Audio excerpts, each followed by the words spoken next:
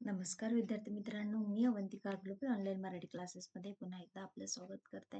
विद्यार्थी मित्रांनो, आज आपण आपल्या क्लासमध्ये राईट टू इन्फॉर्मेशन ॲक्ट यालाच आपण RTI असं म्हणतो, ते आपण आज शिकणार आहोत. ओके विद्यार्थी मित्रांनो, अ, आपली जी महाराष्ट्र सेट परीक्षा 2026 जी आहे त्याचं नोटिफिकेशन लवकरच येणार आहे. तर तुम्ही वेळ न घालवता क्लासला जॉईन करू शकता. आपल्या क्लासची फीस आहे 10,000 रुपये. आपण डिस्काउंट करून त्याला 8,000ला देतोय. तर तुम्ही आजच ग्लोबल ऑनलाईन ॲप डाउनलोड करा आणि कोर्सच्या विषयी अजून माहिती तुम्हाला हवी असेल तर तुम्ही खालील नंबरवर संपर्क करू इच्छिता. Okay. RTI right to information act यालाच मराठीत आपण माहितीचा अधिकार असे आपण म्हणतो. तर माहितीचा अधिकार काय आहे हे आपण जनरल थोडं जाणून घेऊया. RTI याला मी RTIच म्हणणार. राईट टू इन्फॉर्मेशन ॲक्ट जे आहे हा असा कायदा आहे, हे असा एक ॲक्ट आहे जे भारतीय नागरिक जे आहे ते त्यांना सरकारी कामाबद्दल सरकारी संस्थांकडून काय करते माहिती मिळवण्याची परवानगी देते. ज्यामुळे जे सरकारी कामं होत आहेत त्याच्यामध्ये नॉर्मल व्यक्ती किंवा जे अ, सर्वसामान्य जे हे आहेत पर्सन आहेत त्यांना त्या माहितीबद्दल जे काम होते सॉरी सरकारी काम आणि नॉर्मल व्यक्ती यांना नॉर्मल व्यक्तीला सरकारी कामामध्ये काय होतंय कसं होतंय त्याच्याबद्दल माहिती जाणून घेण्याचा अधिकार आहे. म्हणजे त्या कामाबद्दल पारदर्शकता असते. ओके.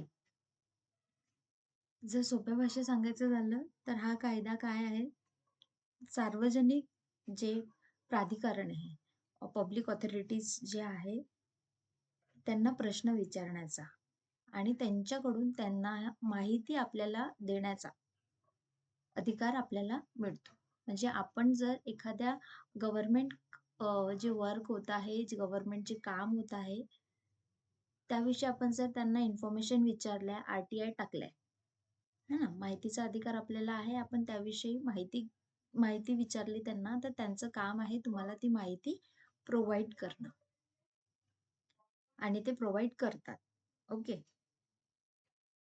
एक प्रकारे हे असं सांगता येईल याला की हा अधिकार जो आहे माहितीचा अधिकार जो आहे हा भ्रष्टाचार उघडकीस आणण्यास मदत करते आणि सुशासनाला जे गव्हर्नमेंट आहे त्याला चालना देण्यात आणि नागरिकांना सक्षम करण्यात महत्वपूर्ण असा हा RTI ॲक्ट आहे. ओके. चला बघून घेऊया RTI काय आहे. The Right to Information Act 2005 was enacted by Government of India to promote transparency and accountability in the functioning of public authority. जो RTI ॲक्ट आहे हा जो ॲक्ट आहे तो 2005 मध्ये इनॅक्ट झालेला लागू करण्यात आला गव्हर्नमेंट ऑफ इंडियाच्या द्वारे भारत सरकारद्वारे 2005 मध्ये हा ॲक्ट लागू करण्यात आला. या ॲक्ट मध्ये काय सांगितलं आहे की सार्वजनिक अधिकाऱ्यांच्या कामकाजात पारदर्शकता आणि जबाबदारी वाढविणे. ओके. ओके.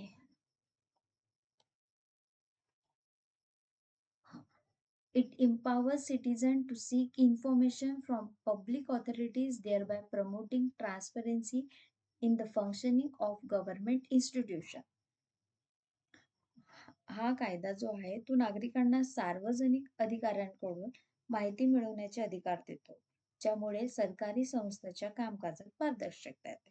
आता सांगितले की जे गव्हर्नमेंट काम होत आहे, सार्वजनिक जे गव्हर्नमेंटचे जे कामं होत आहेत त्याचे जे काही अधिकारी आहेत त्यांना आपण आपल्यासारखे जे लोक आहेत त्यांना ते त्याविषयी माहिती विचारू शकता, त्यांना क्वेश्चनिंग करू शकता, की हे काम कसं आहे, कसं होत आहे, काय निधी लागले, किती पैसा खर्च होत आहे आणि ते अधिकाऱ्यांना त्या आपण विचारलेल्या प्रश्नांची उत्तरे देणे अ, आवश्यक आहे. है ना? म्हणजे ते आपल्याला तो अधिकार आहे, की आपण त्यांना प्रत्येक कामाबद्दल विचारू शकतो. The RTI Act was enacted on 15 June 2005. जो RTI Act आहे हा 15 जून 2005 रोजी लागू करण्यात आला. परंतु it's come into force on 12 October 2005. हा फोर्सफुली 2005 12 ऑक्टोबर 2005 मध्ये लागू करण्यात आला. ओके. इयर लक्षात ठेवायचे आहे, परीक्षेला विचारण्यात येतात. ऑब्जेक्टिव्ह ऑफ RTI ऍक्ट काय आहे ते बघून घेणार आहोत आपण. ऑब्जेक्टिव्ह मध्ये ट्रान्सपरन्सी असली पाहिजे, accountability and participation. Okay. Okay. Transparency म्हणजे पारदर्शकता असली पाहिजे. To ensure transparency in the functioning of government institute. सरकारी संस्थेच्या कामकाजात पारदर्शकता सुनिश्चित करते. ओके. RTI ऍक्ट काय करते? सरकारी जे कामं आहे, सरकारी जी संस्था आहे, त्यांची जे कामकाज आहे त्याच्यात पारदर्शकता, ट्रान्सपरन्सी असते. अकाउंटेबिलिटी, जबाबदारी, to hold public authorities accountable for their action and decision. जी सार्वजनिक अधिकाऱ्यांना त्यांची कृती आणि निर्णयासाठी जबाबदार धरणे. पार्टिसिपेशन, सहभाग, to facilitate citizen participation in governance by providing access to information. माहितीची उपलब्धता प्रदान करून प्रशासनात नागरिकांचा सहभाग सुलभ करणे. जे कॉमन पीपल्स आहेत त्यांचा सहभाग सुलभ करणे. ओके. की डेफिनेशन्स काय सांगितले ते बघून घेणार आहोत. पब्लिक ऑथॉरिटी आणि तुमचं information. Any authority or body established or constituted by constitution, law or government order. सार्वजनिक प्राधिकरण याला म्हणतो आपण. संविधान, कायदा आणि सरकारी आदेशाने स्थापित किंवा स्थापन केलेली कोणतीही प्राधिकरिक किंवा संस्था. पब्लिक ऑथॉरिटी म्हणजे इन्फॉर्मेशन आपण त्यांच्याकडनं काय काय घेऊ शकतो, कसे कोणत्या इन्फॉर्मेशनचा समावेश आहे ते बघणार आहोत. जसं including records, documents, memos, email, opinion, advice and any material held in physical or electronic form. यामध्ये रेकॉर्ड जे अहवाल्स आहेत, डॉक्युमेंट्स आहेत, मेमोज आहेत, ईमेल आहे, तुमचे काही मत आहे, ओपिनियन्स आहेत, ॲडवाइस आहे किंवा जे काही फिजिकल मटेरियल्स असतील, भौतिक किंवा इलेक्ट्रॉनिक स्वरूपात जे असतील, त्यातील कोणतीही सामग्री म्हणजे सामग्री या इन्फॉर्मेशन मध्ये समाविष्ट आहे. Okay. Right to information act scope बघणार आहोत आपण. The RTI Act provide the right to access information held by public authority. माहितीचा अधिकार हा कायदा सार्वजनिक अधिकाऱ्याकडे असलेली माहिती मिळवण्याचा अधिकार प्रदान करतो. Right to access information held by the public authority. This includes any information in the possession of public office, including files, record and documents. यामध्ये सार्वजनिक कार्यालयाच्या ताब्यात असलेली माहिती, कोणतीही माहिती असू शकते ती, ज्यात फाईल, रेकॉर्ड्स आणि कागदपत्रे यांचा समावेश आहे. एक्सक्लुजन काय आहे, काय वगळले जाऊ शकते यातून? So information related to national security, sovereignty, and certain the sensitive matter are exempt from disclose.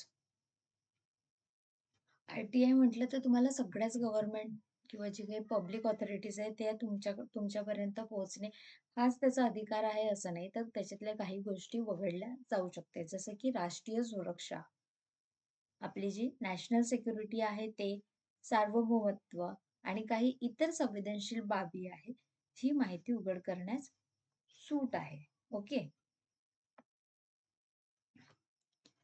Procedure of filing and R-T-I application. आता आर-टी-आय आपल्याला एखादी इन्फॉर्मेशन विचारायची आहे त्यांना, तर त्याच्यासाठी काय प्रोसेस आहे, काय प्रक्रिया आपण केली पाहिजे, ते इथे सांगितलं आहे, ते बघून घेणार आहोत. Application submission. सर्वात पहिले आपल्याला ॲप्लिकेशन सबमिशन करायचं आहे. An application can be made in writing or electronic to the public for information officer. POI कडे आपल्याला ॲप्लिकेशन द्यायचं आहे, ते एकतर रिटर्न फॉर्ममध्ये किंवा इलेक्ट्रॉनिक फॉर्म म्हणजेच आपल्या मेल थ्रू सुद्धा आपण त्यांना अर्ज देऊ शकतो. ओके. फी काय आहे याची? A nominal fee is required which varies by state and type of information. नाममात्र शुल्क आवश्यक आहे, त्याची काही फीज रिक्वायर्ड आहे. नॉमिनल फीस असेल त्याची, जे राज्य आणि माहितीच्या प्रकारानुसार बदलते. म्हणजे तुम्हाला कुठल्या टाईपची इन्फॉर्मेशन पाहिजे आहे त्यानुसार त्याची ती फीस ठरलेली आहे. रिस्पॉन्स टाइम, आपण ऍप्लिकेशन केलं, त्याला पाहिजे ती फीस पण आपण दिली. आता त्याचा रिस्पॉन्स, त्यांच्याकडनं रिस्पॉन्स प्रतिसाद कधीपर्यंत येऊ शकतो, एक त्याची एक टाइम लिमिट आहे, त्या वेळेत ते आपल्याला रिस्पॉन्स देऊ शकतात. ओके. द PIO, जे पब्लिक इन्फॉर्मेशन ऑफिसर आहे, is required to respond within 13 days. 30 days मध्ये आपल्याला POI ने प्रतिसाद देणे आवश्यक आहे. Of the receiving the application receive केल्यानंतर त्यांनी 30 दिवसाच्या आत आपल्याला आपण विचारलेल्या प्रश्नाचा प्रतिसाद त्यांनी दिला पाहिजे. आपण विचारलेले जे क्वेश्चन आहे त्याच्यावर रिस्पॉन्स केला पाहिजे. Okay. Appeal and complaints. First appeal काय आहे? If the information is not provided or if the applicant is dissatisfied, a first appeal can be filed with appellant authority within 30 days. First appeal मध्ये काय आहे? जर माहिती दिली गेली नाही, पहिल्या ह्याच्यात आपण जे इन्फॉर्मेशन त्यांना विचारली आहे त्यांनी इन्फॉर्मेशन प्रोव्हाइड केली नाही, ओके, त्यांनी इन्फॉर्मेशन प्रोव्हाइड केली नाही ना, इन्फॉर्मेशन इज नॉट प्रोव्हाइड, और if the applicant is dissatisfied, sir applicant ज्यांनी ऍप्लिकेशन केलं आहे ज्याला जो माहिती विचारतोय तो डिससॅटिस्फाईड असेल, असमाधानी असेल त्यांनी दिलेल्या रिस्पॉन्स मधून, तर अपीलीय अधिकारी जे आहे त्यांच्याकडे 30 दिवसाच्या आत पहिले अपील दाखल करता येते. म्हणजे 30 दिवसाच्या आत अधिकारी आपल्याला विचारलेल्या प्रश्नांवर प्रतिसाद करतो. त्याच्यानंतर त्यांनी जे काही आन्सर आपल्याला केलाय किंवा 30 दिवसाच्या आत आपल्याला कुठल्याच प्रकारचा त्यांच्याकडनं रिस्पॉन्स आलेला नसेल, तर तुम्ही त्याला 30 दिवसाच्या आतच त्यांना तुम्ही एक ऍप्लिकेशन करू शकता. ओके. हे झालं फर्स्ट अपील. सेकंड अपील काय आहे? If the first appeal is not satisfactorily addressed, a second appeal can be made the central or state information commission. दुसरे अपील काय आहे? जर पहिल्या अपीलाचे समाधानकारक निराकरण झाले नाही, ना, पहिले अपील आपण जे केले तर आपण अनसॅटिस्फाईड आहोत त्या गोष्टीतून, किंवा आपलं सॅटिस्फॅक्शन झालं नाहीये, आपल्या समाधानाचे निराकरण झाले नाहीये, तर केंद्रीय, स्टेट आणि central or state information commission, केंद्रीय किंवा राज्य माहिती आयोगाकडे आपण दुसरे अपील करू शकतो. ओके. विदिन 30 डेज आपल्याला हे करायचं आहे. सेंट्रल और state information commission. Central information commission काय आहे? यालाच आपण CIC असं म्हणतो. शॉर्ट फॉर्म तुम्हाला लक्षात ठेवायचे आहेत. परीक्षेला विचारण्यात येतात. Established under the RTI Act to oversee the implementation of the Act at the central level.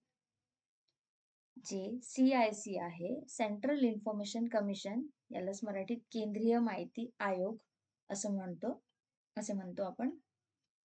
केंद्रीय माहिती आयोग, रिपीट केंद्रीय स्तरावर कायद्यांच्या अंमलबजावणीवर देखरेख ठेवण्यासाठी माहितीचा अधिकार कायद्याअंतर्गत स्थापन करण्यात आलेली ही एक संस्था आहे. ओके. राज्य स्टेट इन्फॉर्मेशन काय आहे? Similar information commissions exist at the state level to handle RTI matters specified to the states. राज्याशी संबंधित माहितीच्या अधिकाराच्या बाबी हाताळण्यासाठी राज्य स्तरावर असेच आयोग अस्तित्वात आहे. जसे की केंद्रीय स्टेट लेवलचे जे काही